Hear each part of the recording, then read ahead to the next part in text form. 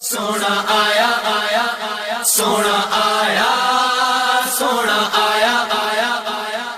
دنیا بھر کی طرح ہالینڈ کے تمام شہروں میں عید میلاد نبوی کے مناسبت سے شاندار تقریبات کا انعقاد کیا گیا۔ فضا اللہ اکبر اور درود پاک سے معطر رہی۔ دی ہیگ میں پاکستانی اسلامک اینڈ کلچر کی انتظامیہ نے پاکستانی کمیونٹی سینٹر میں عظیم الشان تقریبات کا انعقاد کیا، جس میں مہمان خصوصی سفیر پاکستان سلجوق مستنصر طارق تھے، جبکہ دیگر مہمانان گرامی میں راؤ رضوان الحق اور ہیڈ آف چانسلر محمد واصف نے بھی شرکت کی۔ پاکستانیوں کی کثیر تعداد نے اس جشن پاک میں شرکت کی۔